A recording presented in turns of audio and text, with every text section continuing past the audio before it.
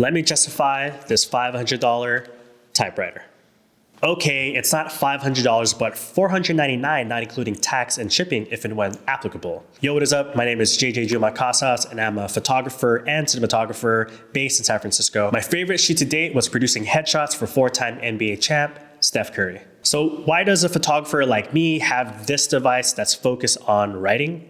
Well, 2022 became my year to focus on copywriting for brands, but for also myself. It does what you can already do on your desktop, laptop, or phone, which is to type. I'm going to justify why I have it, and no, Freewrite did not sponsor me or give me this product.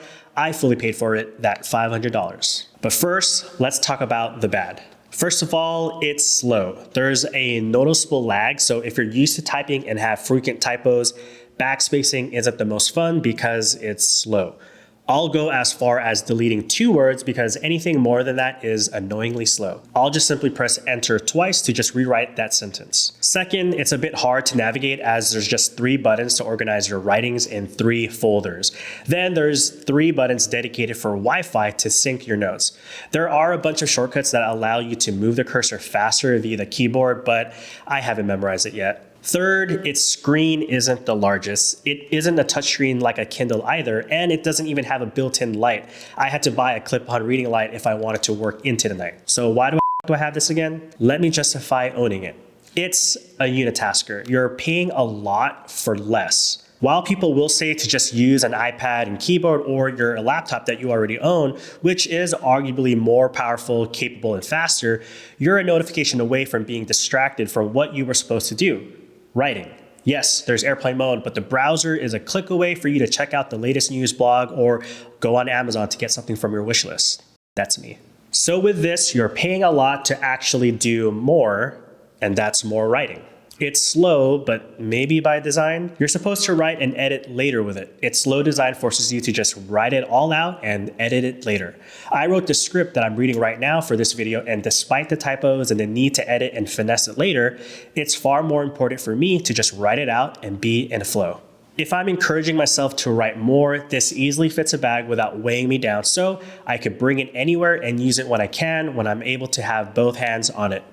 I wrote part of the script while sitting down on the couch with my 2.5-year-old daughter who knows there's nothing on this device other than letters and words. And the colorless screen doesn't attract her either. While the screen is small and slow enough to notice the lag when pressing a key, it'll work in almost any environment without putting a strain on my eyes. Plus, it being e-ink can last for weeks versus a day when compared to using a laptop, or a few days at best when using an iPad before needing a charge. While the keyboard and layout doesn't give extra space for dedicated shortcuts, it's practically the same size of an Apple keyboard, so I feel right at home. It's not a mechanical keyboard, so it doesn't give you the satisfactory click-clack, but it being quiet makes you blend into the background, so you won't be attracting any attention while you're writing. So where does this workflow fit into my writing process? If I'm able to sit down without anything else in front of me, like references from the web or facts or charts to pull from and cite, basically just me and my thoughts, and if I don't have to do anything with what I wrote immediately after doing so, yes, it's that specific. I choose this device. I'll write as much as I can, and when I'm done, I'll press send on the keyboard, in which I receive a PDF and text file in my inbox. It also syncs to Freewrite's cloud service called Postbox automatically, so I can go back anytime I want. I'll then copy and paste my writing into my text editor of choice, which is Copywritr. This is my app, so if this video had a sponsor, it would be Copywritr. Copywritr was created despite having the Traveler because I wanted a distraction-free text editor to write my copy and content when I do want to write on my laptop.